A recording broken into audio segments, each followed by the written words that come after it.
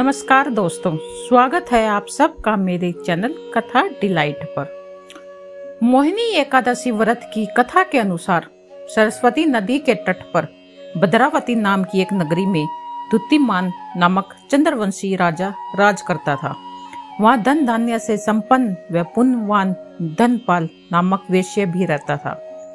वह अत्यंत धर्मधालु और विष्णु भक्त था। उसने नगर में अनेक भोजनालय, प्याऊ, कुएं, सरोवर, धर्मशाला आदि बनवाए थे। सड़कों पर आम, जामुन, नीम आदि के अनेक वृक्ष भी लगवाए थे। उसके 5 पुत्र थे, सुमना, सद्बुद्धि, मेधावी, सुकृति और दृष्ट बुद्धि। इनमें से 5वां पुत्र दृष्ट बुद्धि महापापी था। वह पितर आदि को नहीं मानता था।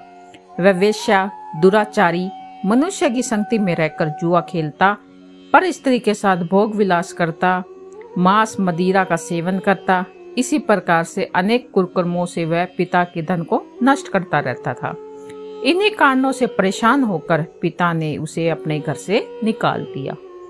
घर से बाहर निकलने के बाद वह अपने गहने कपड़े बेचकर अपना गुजारा करने लगा।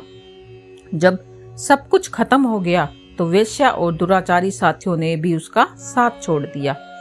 अब वह भूख प्यास से अति दुखी रहने लगा। कोई सहारा न देख चोरी करना सीख गया। एक बार वह पकड़ा गया तो वेश्या का पुत्र जानकर चेतावनी देकर छोड़ दिया गया, मगर दूसरी बार फिर पकड़ में आ गया। राजा आज्ञा ने इस बार उसे कारागार में डाल दिया। कारागार में उसे अत्यंत दुख दिए गए। बाद में राजा ने उसे नगरी से ही निकाल दिया।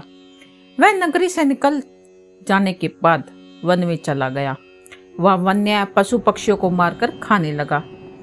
कुछ समय के पश्चात वह बेलिया बन गया और धनुष बाण लेकर पशु पक्षियों को मार मार कर खाने लगा। एक दिन भूख प्यास से व्यथित होकर वह खाने की तलाश में घूमता हुआ कौंडिन्य ऋषि के आश्रम में पहुंच गया। उस समय वैशाख का महीना था। ऋषि गंगा स्नान कर आ रहे थे। उनके भीगे वस्त्रों के छींटे उस पर पड़ने से उसे कुछ सद्बुद्धि प्राप्त हुई। वह कौंडिन्य मुनि से हाथ जोड़कर कहने लगा कि हे मुनि, मैंने जीवन में बहुत पाप किए हैं। आप इन पापों से छूटने का कोई साधारण बिना धन का उपाय बताइए।